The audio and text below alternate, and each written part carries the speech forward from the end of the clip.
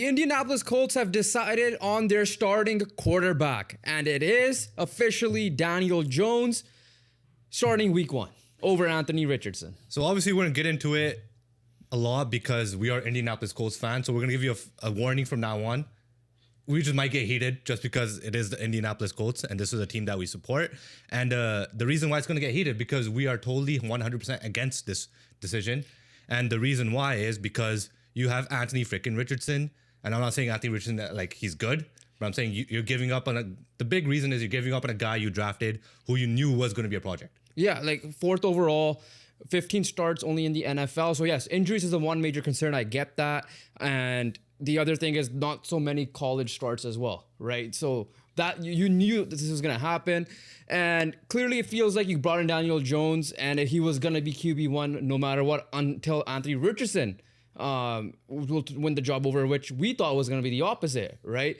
But one thing I do want to say before we kind of get a little emotional into this, like just a raw reaction before we break it down fully, is that, listen, this is nothing against Daniel Jones. He, at the end of the day, he won the job. However he did, he won the job, right? So it's going to suck that week 1, outside of the Jim Irsay Ring of Honor thing they do, I forgot what it's called properly in the NFL, that honor that he's going to get. And then on top of that, Daniel Jones potentially might get booed, especially if he's going to be terrible. It's not going to be a good look for this franchise as a whole, which is kind of crazy because I obviously you don't want to make decisions based on business fan reactions only. But yeah, it just sucks for Daniel Jones to get that type of reaction early on, but we'll see how he does. As Colts fans, at the end of the day, we're going to be behind him. But that being said, we still got to be critical and, you know, give our point of view from not just a fan base, but from a football standpoint as well. All right, so to share you guys my raw reaction, I'm going to play this clip because I feel like whatever is in this clip of another Colts fan reaction is what I 100% agree with. So we're going to transition to that clip right now. How is this man going to fucking develop if he don't play? By sitting on the bench looking at fucking Danny Doofus play? This shit killing me, bro. It makes me not want to do reaction videos this year. Like, dead ass. This shit killed my fucking mood. AR got 15 games to prove himself. But we gonna let Danny Doofus, been playing 70 fucking games, overall record 22-44. I don't even want to get into the stats. We already know Anthony Richardson ain't the fucking Super Bowl high caliber elite quarterback. We all knew this was a project, so we just gonna fucking bail the fucking project after fucking 15 games. I'm still a Colts fan at the end of the day. Die off. It's my fucking team. So of course I'm gonna watch every Sunday. And of course if we make a touchdown, I'm gonna cheer. Crazy thing about it is, we already know Jones is not gonna take us to the fucking bowl. Bruh. The most he's gonna do is probably give us 7 or 8 wins, maybe. So we might as well let our 4th overall pick rock out. Let him play. I mean, everything that was said in that video, I 100% agree with, other than probably calling Daniel Jones Danny Doofus. We're probably going to have to wait on that depending on how he plays. But literally, that is my reaction right now. And I just genuinely don't know what the hell is going on in Indianapolis Colts land. For a franchise from 1998 to 2019, 2018, 2019, essentially, minus the couple of years of Andrew Luck being injured, had 2 quarterbacks for the most part, right? Peyton Manning for the big stretch of the 2000s and the early bit up to 2010s, and then obviously 2012 onwards was Andrew Luck. And ever since then, it's pretty much a different quarterback every year, which is like we're the new, Chicago Bears, the Cleveland Browns, you name it, right? So the problem is that Chris Ballard, at the end of the day, the way I'm looking at it is he did a good enough job to fix certain things, right? The trenches was his big thing, right? Great. Andrew Luck had a really good comeback. He won a comeback player of the year in his final year of the NFL. But he neglected certain points. For example, the Matt Ryan year, the O-line, he didn't address properly. Or the certain year, the secondary. But the one thing that was consistent overall was not a proper answer at quarterback since Andrew Luck retired all the way till now. We thought we had that with Anthony Richardson. And obviously, this is what he said and what Carly Irsay Gordon had said is strictly a Steichen decision. So that giving up on him is the biggest concern here because at the end of the day, you're relying on Daniel Jones. As Steichen said, he has been more consistent. You could say he hasn't been because it's outside of 1 year in the NFL where he made the playoffs, did get a playoff win to be fair to him. He's 22-44. Yeah. What consistency are you looking at here? What the hell are... Like, look, we're going to get deeper into staff and coaching and all that stuff. Simple as this. Ballard and Steichen just cut their leash on if they're going to have a job next year or not, right? Because if this doesn't work, they might be gone mid-season. Yeah. Because right now, I don't think it's going to work. In a more competitive AFC, a playoff berth is not going to be very simple. And with Daniel Jones leading it, I don't expect much of that right now. Like, my hopes are already gone for the season. And let's just say this. Say if they are right. Say Daniel Jones does pop off, right? There is a world that might actually probably happen. But say, if he'd say, let's see, this is probably his best weapons he's ever played with up until like since the Saquon Barkley year. But like in terms of wide receivers and tight end, you know, these are better weapons and a running back combo. O-line maybe too. And literally is a better offense than what he had in New York. So he could pop off potentially, or just, you know, do his role and let the key players on the offense Jimmy just take Garoppolo over. essentially. Yeah. So when I'm looking at that, say they make the playoffs, say, you know, they lose in the wild card round, whatever. That means you're going to re-sign Daniel Jones probably, because Daniel Jones took you to playoffs. But what's going to happen next year? Because you know it, I know it, our mom and dad know it, our grandpa knows it, that this dude can't put together back-to-back consecutive good seasons. What happened the year after the Giants playoff? He had the same coach. He still had Saquon Barkley. Wasn't Saquon Barkley injured though? He did get injured during the season, but at the beginning, he was still ass. Yeah. As simple as that. They got smoked 40-0 in week 1 by the Dallas Cowboys. He made me look stupid because I said that the Giants would overtake Consistency, them. my ass, Steichen. This guy has not been consistent at all. It's just simple as that. I'm looking at Shane Steichen right now. You gave this franchise, gave us hope in your year 1, saying that you could do what you did with Gardner Minshew and miss the playoffs literally on the last play of the game. When they missed that pass to Tyler Goodson on 4th down.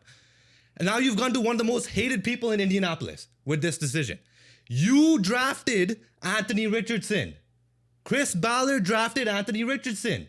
Why the hell are you not starting him when he has only played literally 15 games? He needs reps instead of watching. And the person he's watching sucks. So what the hell is he going to learn from? It's just simple as that. Here's the thing, right? For those people saying that, well, Anthony Richardson hasn't been great. We understand. We agree with that. 1,000,000% we agree with that. 100% agree with that. We're not disagreeing with that point. He's been a very bad quarterback in the league. The problem is that you're rising your floor with Daniel Jones, but the floor isn't being risen to Super Bowl, right? The floor is being risen to maybe, at the very most, a first-round exit in a playoff series. Simple as that, right? And for even that to happen, to make the playoffs, everything has to go right. I was... Yes, a little bit biased in my Colts predictions. I said 10 wins for them. That was mainly because I thought, A, Anthony Richardson is going to be better and he will be the quarterback, and B, the people around him is going to be what's going to be better, right? So we're not disagreeing with the fact that Anthony Richardson hasn't been great. We're not getting mad because Anthony Richardson is going to take us to the Super Bowl and you made a big, bad decision. No, the point is you're not going to win much more games, if any, with Daniel Jones being your quarterback. Hopefully proves us wrong. I'm going to say that clear. But at the moment, we've seen what he is. 6-7 years in the NFL, 1 good year, right?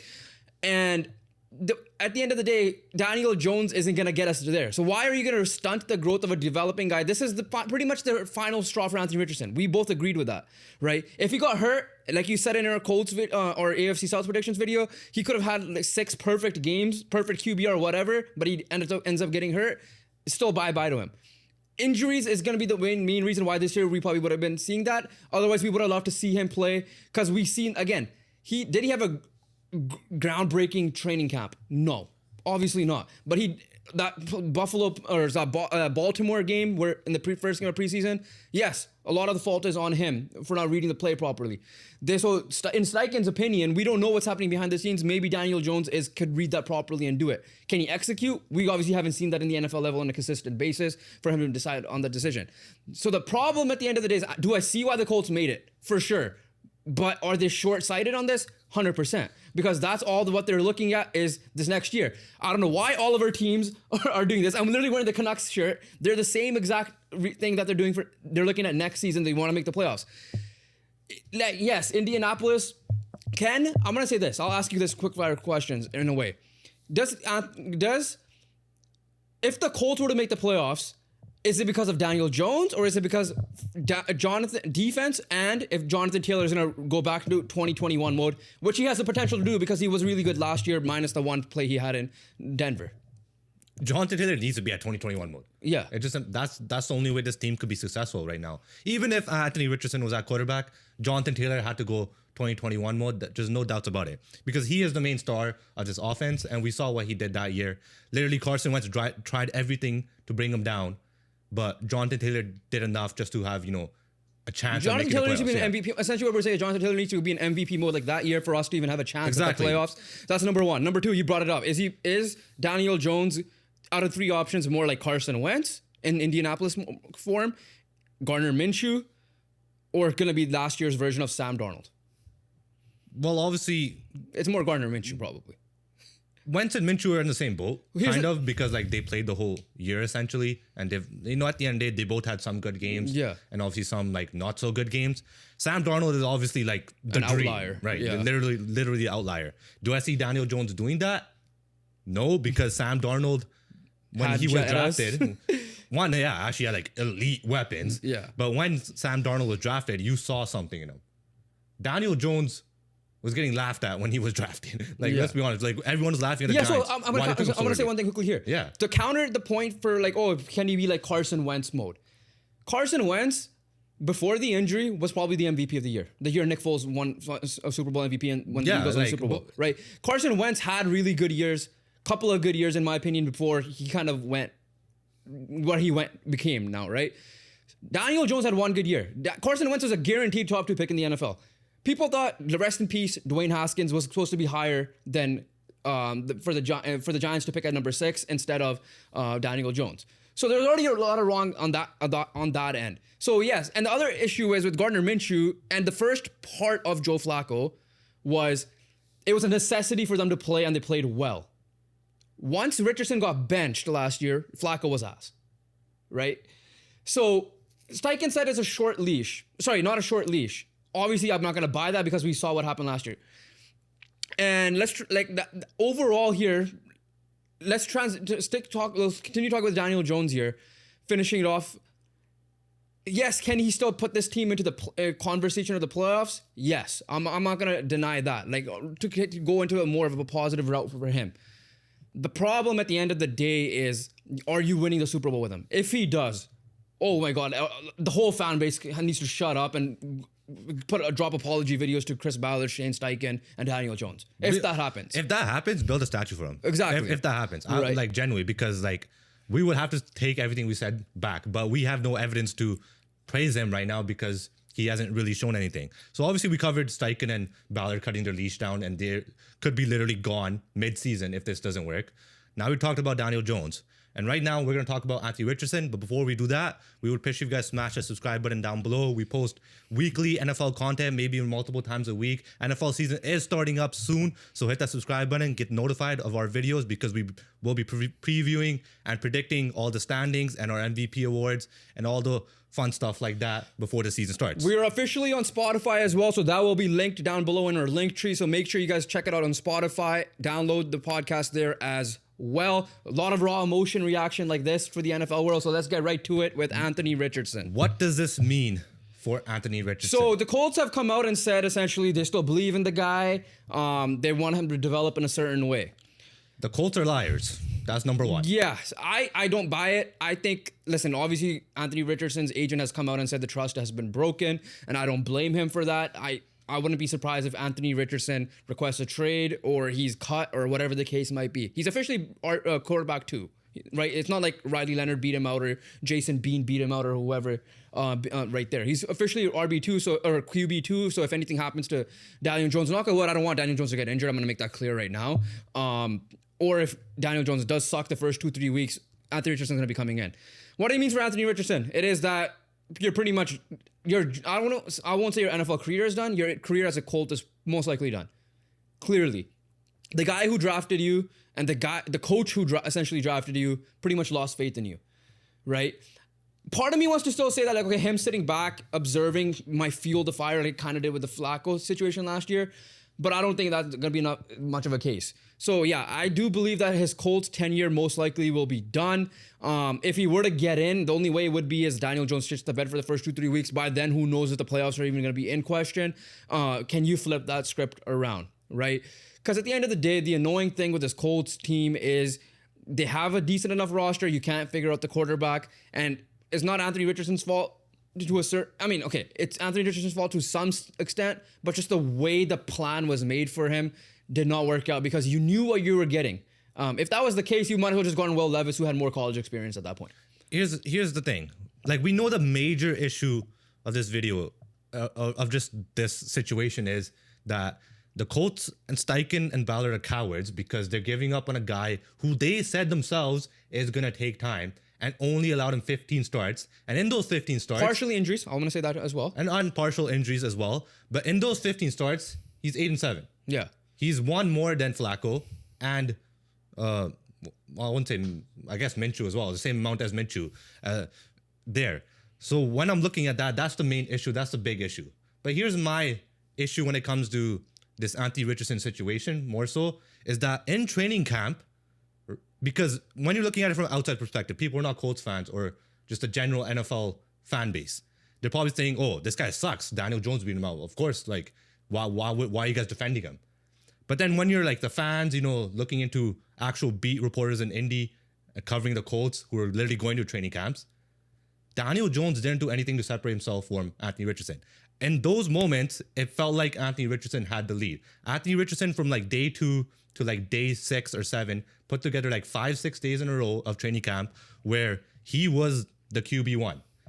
Anthony Richardson in the preseason game against the Packers got touchdowns and more points than Daniel Jones did with the starters. Granted, they were going up against Packers backups, but Daniel Jones had the starters going up against the Packers twos, and he didn't even score a touchdown with them. And I know he had a better second drive than he did the first drive.